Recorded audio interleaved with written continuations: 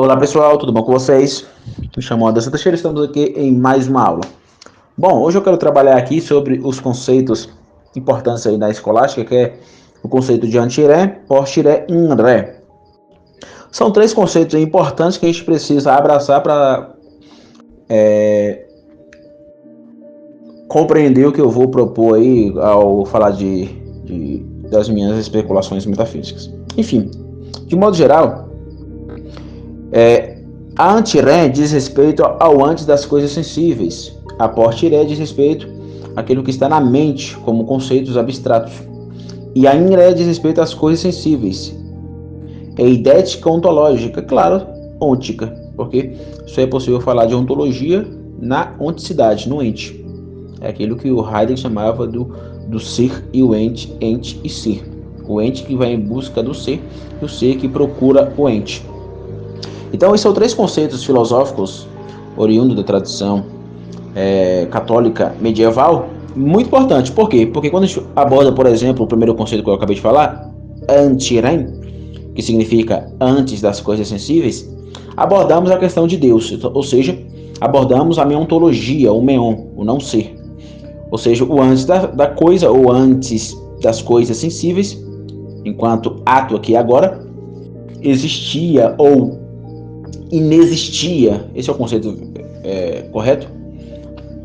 Se existe uma retrocipação, um voltar, um anterior, assistência, essa retrocipação se dá-se no prefixo inex. Estou usando aqui a teoria do Mário em ontologia e cosmologia. Eu coloco aí a questão da simbólica do número zero, a shunya, e a shunya é a ideia do vazio, né, na tradição oriental. Então, a ideia do vazio, o zero, possui um prefixo importantíssimo que é, meontologicamente, a inexistência, ou seja, antes da assistência assumir ato formativo e potência materiável, ela era um inex na mente do onis enquanto onipotência, ou seja, o Deus onipotente de infinita potência ativa na sua nous, na sua inteligência, possuía enquanto antirém tudo aquilo que existe, e tudo aquilo que existe nas suas formas mais máximas e mínimas. É o micro e o macro, platônico, o pequeno e o grande. Então, as coisas mais mínimas e as coisas mais máximas já estava na mente de Deus antes de tudo ser. Isso se explica na ideia de que Deus conhece tudo, né? Deus conhece tudo de modo esgotativo. Pega qualquer coisa, Deus esgota nas suas formas mais mínimas e nas suas formas mais máximas, nas suas formas mais entendere e nas suas formas mais estendere. Isso tudo se dá antiré. Então, quando Deus estava lá na eternidade, antes de Deus criar tudo, né? Enquanto ato aqui agora formativo e potência material, ele estava na eternidade se amando, e na sua nous, enquanto infinita potência ativa, tudo estava antirém, meontologicamente, não ser, de modo inexistente, era assistência assumindo um inex, esse prefixo, que simboliza-se aqui na lei do zero, era essa dimensão assumindo positividade no conceito aqui antirém. Então é impossível trabalhar qualquer tipo de universal, seja universal ontológico, universal enquanto propriedades, e universais acidentais, porque um acidente ele não depende da minha mente, não depende da minha abstração, porque a realidade é superior ao eu, né? Então, os universais eles vão aí multifacetados. Então, o conceito antiré ele é muito importante para a filosofia quadrante, bebendo de toda uma tradição. Por exemplo, para tratar desse conceito de antiré, eu poderia citar aqui uma mini bibliografia: Platão, Pitágoras, Mário Ferreira dos Santos, Heidegger, Vicente Fantoni, ele escreveu um livro sobre o el buldismo e el nihilismo. Eu esqueci o nome do título, mas ele trabalha essas duas perspectivas. Vicente Fantoni, se não me engano, foi um filósofo argentino, não é conhecido aqui no Brasil, não é tão conhecido assim. E o Mário usou ele nos seus trabalhos, em um dos seus trabalhos. O próprio Doiver, o Jonathan Edwards, que ela não trabalha aí de modo não tão denso, mas acaba tocando essas temáticas, porque aborda a questão do Deus, totalmente outro. O René Guénon. Então aqui tem uma mini bibliografia. Eu estou montando essa bibliografia da minha ontologia para futuramente produzir alguma coisa. Não sei se vai ser escrito, etc, mas eu pretendo ir produzir, provavelmente escrito, né?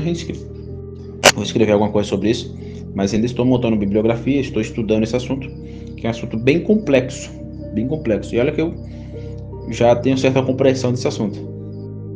Eu vi um artigo de um cara que entende muito o pensamento do René Guénon, e foi o tema onde ele mais viu complexidade. Foi o tema da minha ontologia. De fato, é um tema muito complexo. Eu demorei praticamente 2 anos aí só estudando isso para começar a clarear esse tema para mim. Mas quer começar a entender a minha ontologia, seria importante entender a questão da teontologia e o conceito anti-rem, antes das coisas sensíveis, e ler o Santo Anselmo. Muito importante ler o Santo Anselmo para isso. Outro conceito importante que foi absolutizado pelo nominalismo é o conceito de post-rem. O conceito de post-rem diz respeito à nous humana, ou a psique, a mente, ou seja, os conceitos abstratos na mente divina, o eu lógico. Então a post-rem é importante também porque trabalha o eu de modo entendere, o segundo e o quarto princípio quadrante. E por fim, dando valor ao ôntico e ontológico, tem o conceito in-re, que seria aquilo que se propaga aí nas coisas sensíveis, de modo eidético ontológico. Se é o eidético ontológico, haverá de ter o ôntico. Então, a gente deve beber aqui desses 3 conceitos, abordando aquilo que o São Tomás de Aquino desenvolveu no seu pensamento, que é uma espécie de realismo moderado. Ou seja, o realismo moderado é altamente não reducionista. Então, devemos entender que os universais, eles existem ante-re, na mente de Deus, in-re, nas coisas formais, e post-re, na captação mental do eu. Tá entendendo? Então, é impossível trabalhar os universais sem esses 3 conceitos. E se eu absolutizo um aqui, eu acabo caindo em reducionismo. Não é só os nominalistas. Se eu absolutizar aqui a anti-re, eu caio em reducionismo fideísta. Se eu absolutizar apenas a post-re, eu reduzo tudo aos nomes, puros nomes, né? O nominalismo, reducionismo linguístico. Se eu reduzo tudo a in-re, eu caio em empiricismo. E reduzo tudo à experiência, a empiria. Os empiristas caem nesse erro, né? Então, o que eu tenho que fazer? Nem cair em reducionismos racionalistas, em reducionismos empiricistas, e buscar aquilo que São Tomás de Aquino chamava de racionalismo moderado. O racionalismo moderado vai beber justamente desses pontos. Os universais existem ante-re, in-re e post-re. É os 3 pontos juntos. Tá entendendo? Isso é muito importante para não cairmos metafisicamente em erros futuros. Ok? Então vamos lá dar continuidade aqui a esse ponto. Então, tomando isso como base, esses 3 conceitos aí filosóficos, popularizados pelo pensamento, eu vou ser bem generalista aqui. Popularizado pelo pensamento católico, pelos filósofos católicos e teólogos também, né? a gente volta para outro esquema universal, apodítico, aristotélico, que é o princípio de identidade, o princípio de não contradição e o princípio de ser escolhido. Isso também já é algo datado. Acho que todo mundo aqui já ouviu falar desse argumento, né? Princípio de identidade diz respeito. Eu vou usar aqui, por exemplo, uma caneta. Toquei com a caneta na mesa. Caneta. Então eu posso dizer caneta é caneta, enquanto o princípio de identidade é o que é. Essa caneta, ela possui, de modo acatamentativo, uma identidade, uma esseidade, uma quididade, aquilo que é. Se possui uma identidade, é criação. Quando Aristóteles desenvolveu esse primeiro princípio, o princípio da identidade, ele está reverberando a criação. Quando Deus, de modo meontológico, tirou tudo da inexistência e deu a realidade existência, Deus deu às realidades, às suas criaturas, identidade. Seja no ser ente, seja no ser intermediário, seja no ser sujeito. Tudo possui o princípio de identidade. É o que é. É o que é. O princípio de não contradição diz respeito à caneta. É o que é. E não pode, ao mesmo tempo, ser lápis no mesmo aspecto. Então, eu não posso dizer que, ao mesmo tempo que a caneta é lápis. Lápis é lápis, caneta é caneta. Lápis é lápis, possui sua identidade.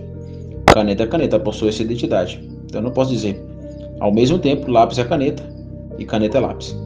Isso ficaria em contradição. E veja, eu estou aplicando isso aqui na realidade. Não adianta pegar esses princípios e isolá-la no seu portiré. Tá entendendo? Tá entendendo por que é importante os três conceitos medievais? A portiré, a inré e a antiré. Então eu tenho que pegar esses conceitos portiré, que só pode ser na antiré, e aplicar na inré. Então, quando eu digo princípio de identidade, quando eu falo caneta é caneta e é o que é, ela possui identidade. Essa identidade possui uma morfê, enquanto o ato é uma forma que eu, usando a minha razão quantitativa, enquanto o sujeito que vai ao objeto chamado caneta, vejo a sua identidade geral, enquanto entidade. É uma identidade quanto entidade. Aí daí vem o conceito, por exemplo, do ente. Quando eu uso o conceito ente, eu estou usando aqui todo o ferramental aristotélico, o princípio de identidade, não contradição e o terceiro excluído. E por fim, o terceiro excluído. O que seria o terceiro excluído? Aplicado aqui a caneta. A caneta não é, ou melhor, não pode ser e não ser caneta ao mesmo tempo. E sob o mesmo aspecto. Não há uma mediação entre ser caneta e não ser caneta ao mesmo tempo. Tá entendendo? Terceiro excluído. Então a caneta, enquanto ente, possui ato e potência, como você já sabe. Ela tem as 4 causas aristotélicas. Uma das causas importantes é justamente a causa final, ou a causa de finalidade, a teleologia. Qual é a finalidade da caneta? A finalidade da caneta é escrever. E tudo na realidade, seja ele de ser ente, ser intermediário, ser sujeito, possui uma teleologia, possui uma causa de finalidade. E essa causa de finalidade, de modo último, é para agradar a Trindade. Então tudo que a gente observa possui vestígios. Possui vestígios, né? Ponto trinitatis. Não há filosofia sem a Trindade. Ou a filosofia é trinitariana ou não será nada. Esse é o ponto. Esse é o ponto. Então, entendendo aí esses 3 conceitos, antiré, portiré, inré, Eu lembrei de uma fala do Olavo, que eu vou ler aqui, foi no COF. Olha o que ele diz. Quando conheço a verdade, com frequência, reconheço que já conhecia. Esse reconhecimento só pode ser operado na vida concreta, no trato com problemas concretos da realidade. Então, é o Olavo aqui como fenomenólogo. E de fato é isso. É a ideia de lembrar, né? A teoria platônica da reminiscência. De fato é isso. Deus nos deu um aparelho cognitivo. O problema foi a desordem que dá, nos deixou burro. O pecado deixa o ser humano burro, essa é a grande verdade. A queda deixou o ser humano burro. O pecado original nos deixou de modo total analfabetos. Então necessitamos estudar justamente para abandonar esse estado de desordem, de burrice, né? Que o pecado nos jogou. Então, entendendo esse conceito aqui da verdade, ou seja, quando conheço a verdade, reconheço que já conhecia. Isso é bem platônico, apesar do Olavo ser aristotélico. Olhando isso aqui, eu falei, isso aqui é bem platônico. Eu chego à ideia justamente da ação-reação, novamente. Por quê? Porque para o Olavo, só há consciência individual, ou melhor, só a consciência individual é capaz de conhecimento. E veja, ele usa o conceito aqui, consciência e conhecimento. A minha consciência tende, de modo individual, a reagir de modo autônomo ao observar a verdade da realidade, que possui, como o próprio Olavo colocou, né, problemas concretos. Porém, se o meu conhecimento não for da ação, eu não posso reconhecer que já conhecia essas verdades. Então, só há um verdadeiro filosofar ao usar minha consciência individual, né, dentro da sua capacidade coercitiva de conhecer, se essa minha consciência individual da reação, ao produzir conhecimento, produz de modo acionativo, ação. Isso vem da onde, Anderson? É o lema da filosofia quadrante. Filosofar é ação, é reação, ação de submissão, onde eu me submeto ao terceiro princípio quadrante, ou seja, eu me submeto à realidade. E eu provo isso novamente citando o exemplo dos acidentes. Tente esgotar os acidentes de qualquer coisa. Você não vai conseguir porque você é limitado.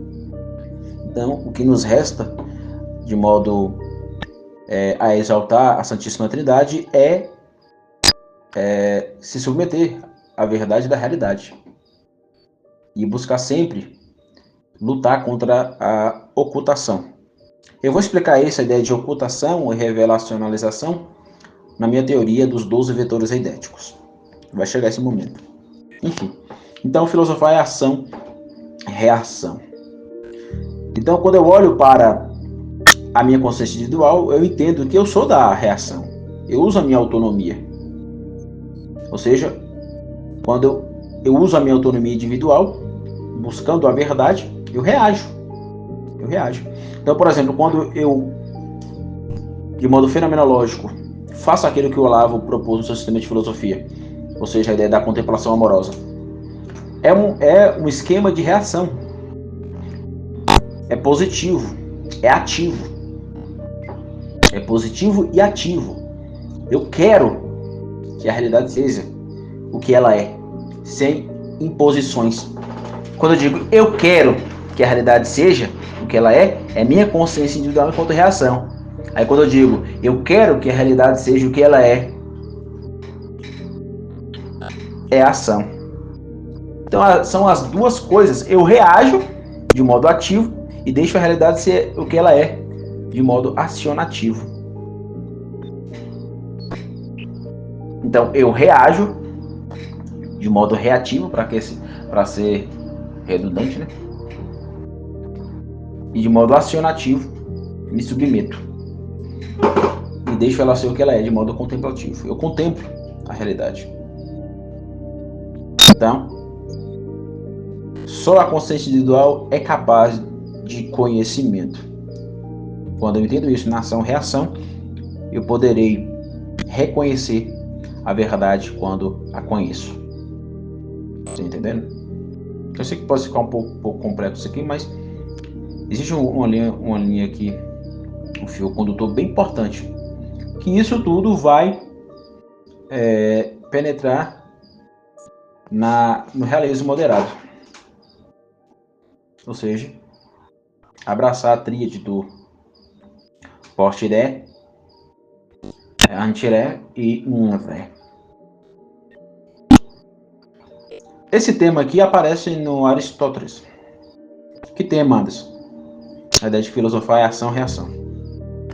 Eu tirei esse lema filosófico da filosofia quadrante, do Aristóteles. A filosofia quadrante nasceu, interessante isso, hoje eu me identifico muito mais com a filosofia platônica, metafisicamente falando, mas a filosofia quadrante ela surgiu, eu já falei isso, né? Surgiu do Aristóteles. Claro, e João Calvino, mas sem Aristóteles e sem João Calvino seria impossível. Quando eu li lá na Metafísica, livro 1, que o conhecimento está inato à natureza humana, e quando eu li João Calvino, que o cerne da sabedoria cristã consiste em conhecer a Deus e a si mesmo, ali surgiu a filosofia quadrante. Isso há 6, 7 anos atrás. Eu estava num banco, aqui onde eu moro. Eu fiz aí uma espécie de poema, poesia. Eu não sou, foi um vulto que veio, foi uma epifania, uma iluminação que me veio. Eu escrevi uma espécie de poema aí, de modo livre, não segui nenhuma métrica, não sou poeta. E eu escrevi um poema, onde eu falo sobre isso aí nesse poema, fazendo uma homenagem a Elomar e a Vitória da Conquista. Elomar, que é o grande nome dele. Aí eu cito a rede de minha sede. Essas referências se dão justamente onde eu moro. E onde eu moro tem um campo chamado Campo do Meio. Eu moro em Vitória da Conquista, no bairro Morada Real, que é bem perto de outro bairro, praticamente colado, Orbe 6. E a filosofia quadrante surgiu justamente nesse campo. Eu estava sentado no banco, olhando diretamente para o campo, e ela surgiu ali. Interessante. Então, só para referenciar onde surgiu aí a filosofia quadrante. Das leituras e no momento de quietude. Estava quieto com a minha esposa e meu filho pequeno na época, bebê, uma criançola, né, como diria o Machado de Assis. Fazendo, para quem sabe a referência é o termo que o Machado usa.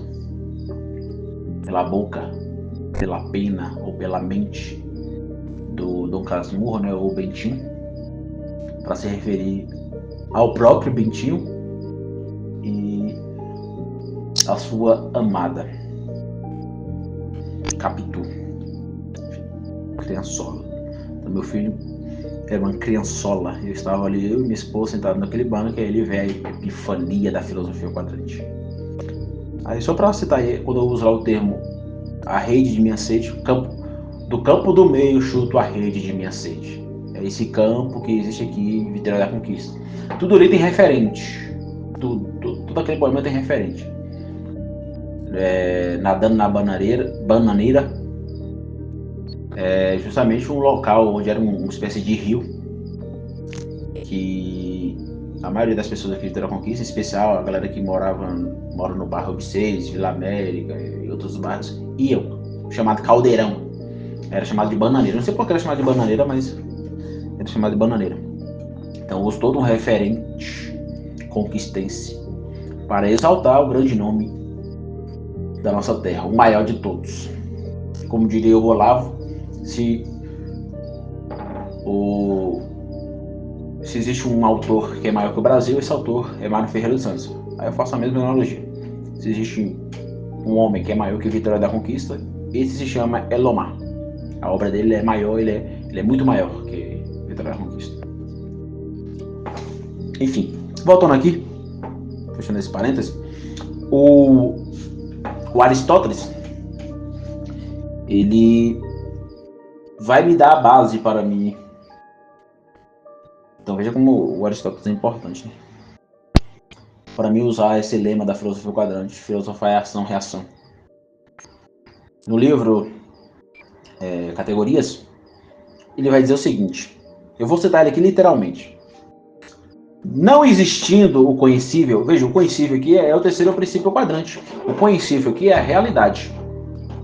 Então ele começa fazendo essa sentença. Não existindo, tomando aqui ferreirianamente, o termo existe possui um prefixo ex e um radical stem, do grego stem, que significa aquilo que está aí de pé, parado. E aquilo que está aí de pé parado assume forma fora, ou seja, existente. Então aquilo que está de pé assume uma forma fora. Essa ideia de assumir forma fora, ou seja, a existência, é aprofundada no conceito do acatamento, a teoria do acatamento. Eu escrevi um livro sobre isso, né? E gravei aí 5 vídeos aí no meu canal falando sobre essa teoria do acatamento.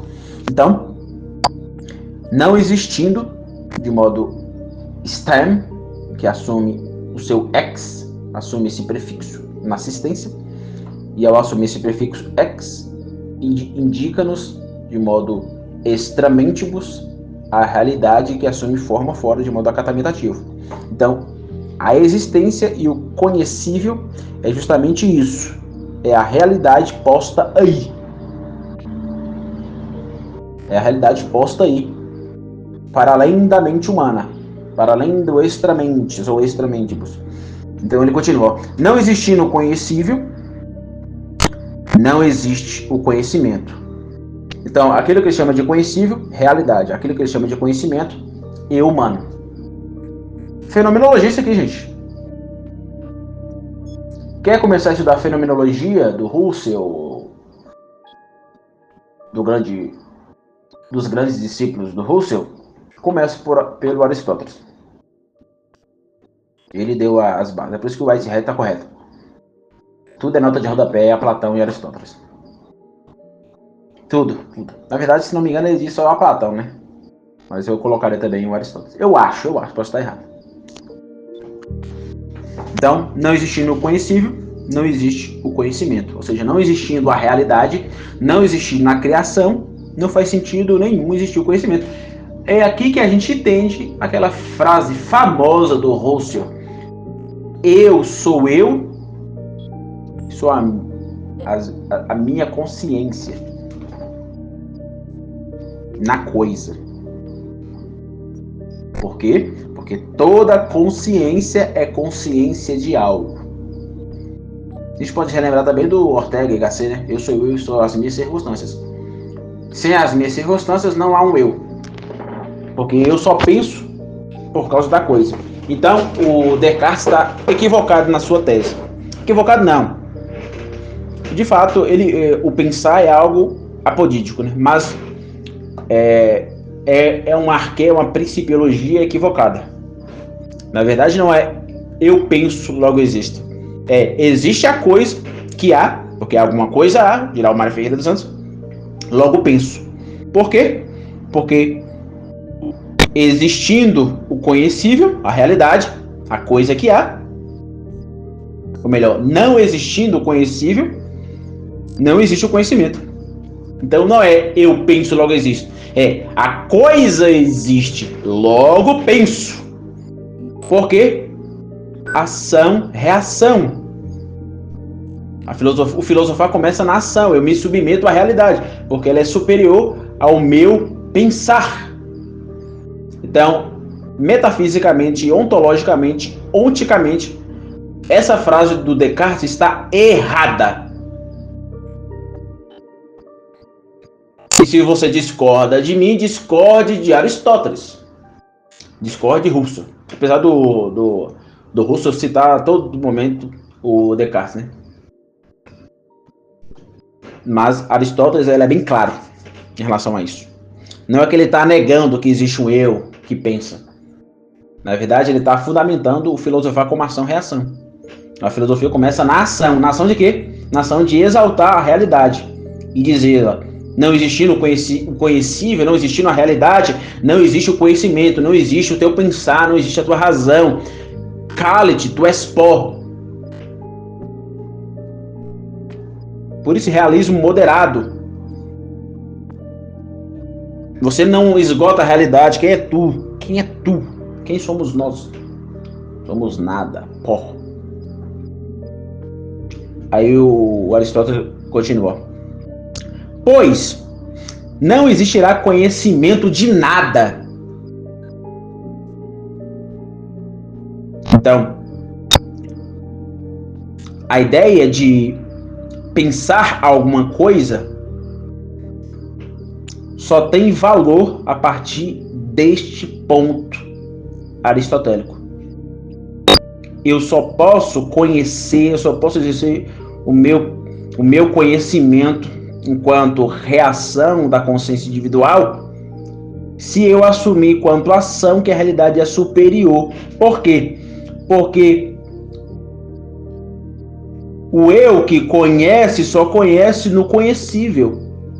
Então, se desaparecer o conhecível que existe de modo existente, que assume forma fora extramentibus, se desaparecer o terceiro princípio quadrante, consequentemente desaparece o conhecimento. Não faz sentido falar de conhecimento sem o conhecível, mas faz sentido falar do conhecível sem o conhecimento. Ou seja, a realidade não depende de você. É por isso que na simbólica do quadrante, Deus e a realidade é superior ao eu outro. E isso está expressa na simbólica mitopoética de Gênesis 1. Deus criou toda a realidade sem o ser humano. E a realidade existia sem o ser humano. Aí ele vai criar a coroa da criação, que é o ser humano. Adão e Eva. Adam. Ish, Ishar. Então ele cria o homem. Mas antes disso, ele criou toda a realidade sem o homem. Então, a realidade, ou seja, o conhecível existente, não depende do seu conhecimento. Isso é fenomenologia. Então, se não existir o conhecível, não é possível existir conhecimento de nada. Aí veja que Aristóteles continua. Contudo, não existindo conhecimento, nada impede. Fenomenologia. Aristóteles está certo. Aristóteles tem razão. Nada impede que o conhecível exista. Nada. Então, submeta-se à realidade. Quer fazer ciência? Submeta-se à realidade. Anderson, eu quero ser historiador. Submeta-se à realidade. Quero ser sociólogo. Submeta-se à realidade. Quero ser matemático. Se submeta à realidade existente. Eu quero ser físico. Eu quero ser teólogo. Eu quero ser um professor de português. Um gramatólogo. Um linguista.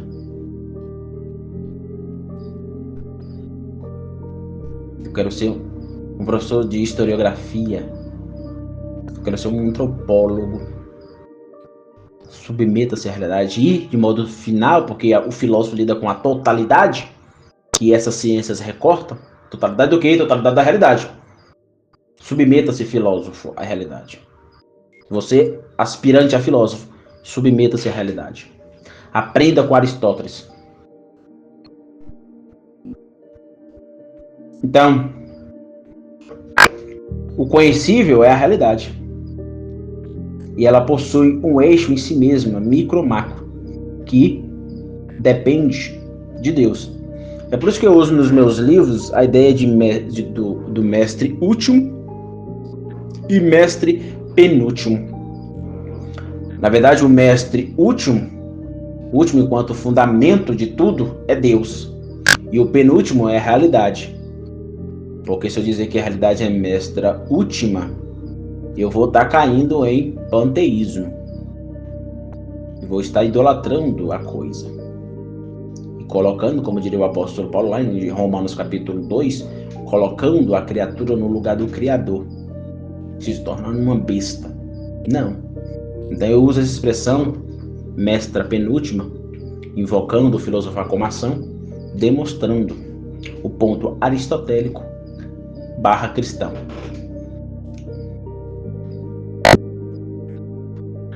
No meu livro Zigue-Zague Epistemológico, eu digo o seguinte, ó, a realidade possui 2 níveis. O micro, que é o que o ser sujeito conhece, e o macro, que é a realidade desconhecida, pois me foge conscientemente. Micro é o que aparece, macro é o que nos escapa universalmente. Isso é fato, gente. Fenomenologia. Eu estou aqui agora terecionando. Isso aqui vai... eu estou trabalhando aqui o conceito de terecimento.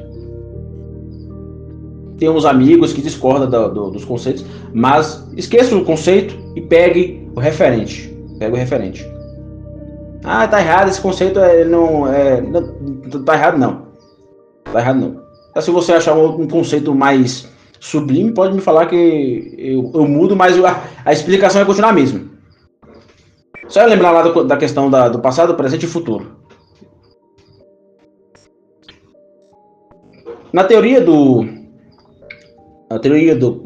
da gnoseológica, da filosofia quadrante, assumindo positividades aristotélicas, eu estou falando de Aristóteles aqui, né? Claro, então, assumindo positividades do São Tomás de Aquino, eu vou desenvolver uma ideia tripartítica do conhecer e relacionar.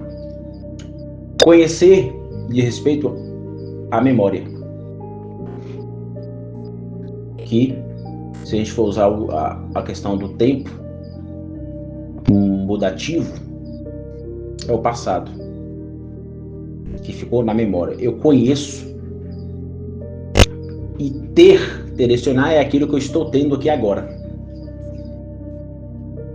E aquilo que eu estou tendo aqui agora é o que eu vou chamar aqui no livro Zigue-Zague Epistemológico de micro. Por que micro? Porque eu não tenho capacidade de modo extensivo, de patentear tudo que existe na realidade. Então, enquanto primeira intuição, lembra lá da tripla intuição do Olavo? Enquanto primeira intuição que se dá no objeto, relação sujeito-objeto, na pinta dialética a década dialética, do Mário, na relação sujeito-objeto, que eu conheço desconhecendo, usando a minha razão e a minha intuição, trabalhando apenas o lado do sujeito, claro, porque existe o lado do objeto. Aí vai ter 10 vetores que o Mário vai usar nessa relação sujeito-objeto. Então, quando eu olho para a coisa, eu olho de modo terecional aqui no presente. Então, quando eu digo uma coisa é conhecer, outra coisa é ter, de modo relacional. Veja, conhecer é sempre relação, terecer é sempre relação. Então, eu preciso usar o conceito de relação, porque há uma relação sujeito-objeto.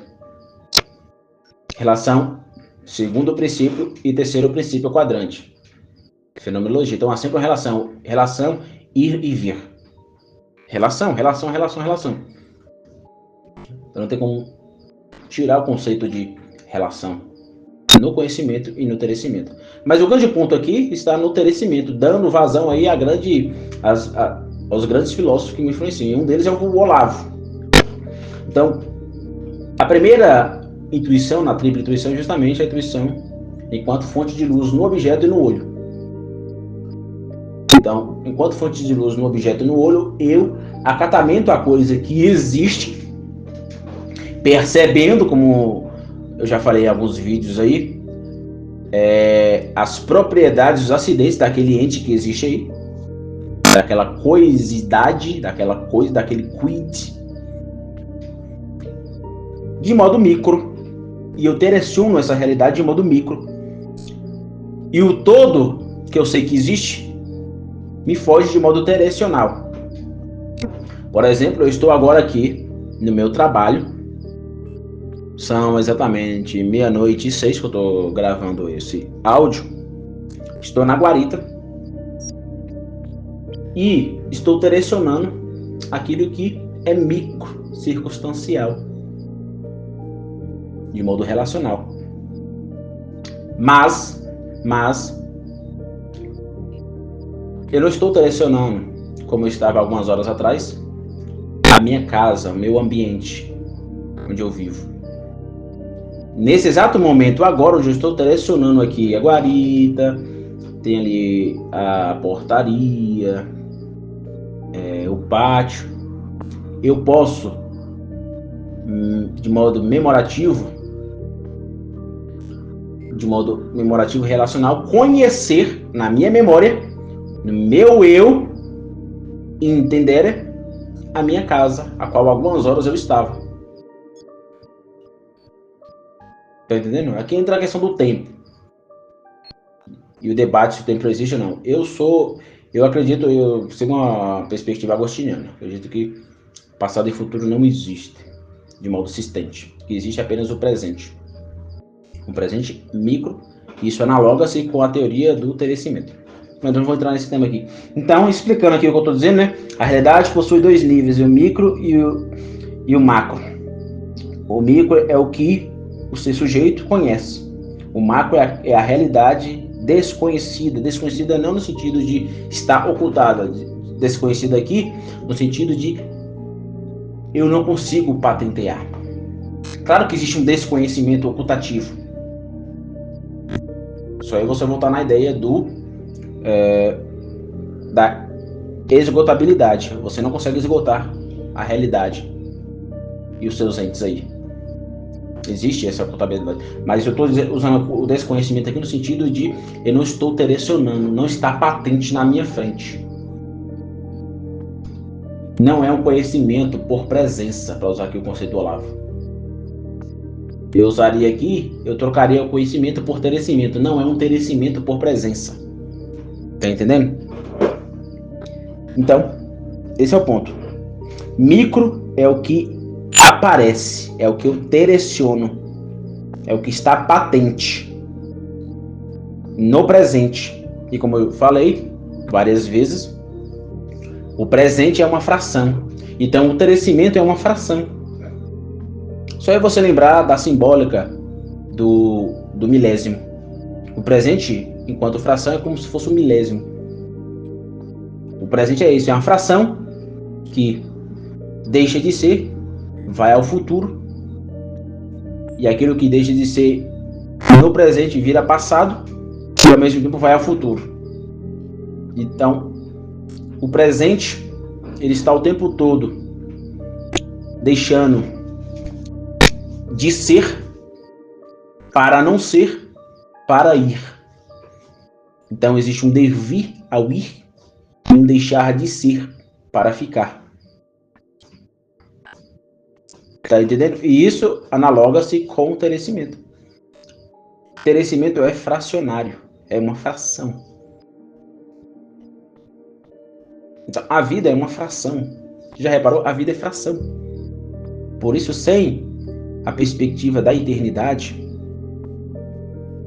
lembra da primeira aula, da segunda aula, as implicações metafísicas? Sem a perspectiva da eternidade, a vida se torna um absurdo desumano. A vida se torna uma loucura imanentista, materialista.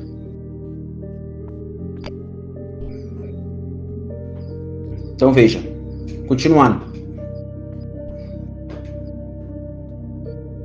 Como lidar com a realidade? Por meio da ação e reação. Eu devo me submeter à realidade. Ela é sempre superior. Sempre superior.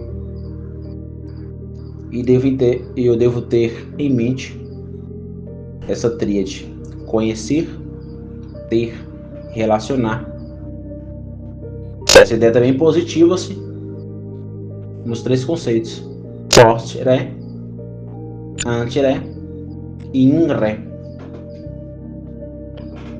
Porque não há como direcionar de modo fracionário no presente a realidade aqui e agora, a relação sujeito-objeto, sem a in-ré, sem a coisa aí, que assume presença na minha post-ré, na minha mente. E tudo que existe, existe ante-ré. Porque tudo que passou a existir, não existia. E antes de não existir, existia não, inexistia, enquanto infinita potência passiva na nous do Deus Trino. Eu sei que são coisas complexas, mas filosofia é isso, gente. Filosofia, eu tô tentando o tempo todo aqui, tentando driblar aqui algumas coisas para não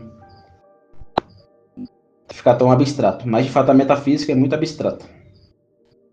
Mas é isso, pra gente compreender a realidade, não cair em erros filosóficos. Mas o ponto central dessa aula é justamente entender o filosofar como ação e reação e não absolutizar a in-ré, caindo em empirismo reducionista, a post-ré, caindo em nominalismo reducionista, caindo em anti-ré, reduzindo tudo a um fideísmo nadificante. Só pensa na questão da fé e esquece de analisar em ré e sua post-ré. Não é os três. É Deus, é a minha mente e a realidade. É isso que esses três conceitos dizem. E quando eu uno os três, eu entendo filosofar como ação é reação. Por quê? Como reação? Porque tudo veio, todos os universais vieram de um Deus totalmente outro, anti-ré. Aí quando eu uso a minha mente, post-ré, e vou até a coisa in-ré, eu me submeto a essa realidade. Ok? Então é isso. Até a próxima. Tchau, tchau.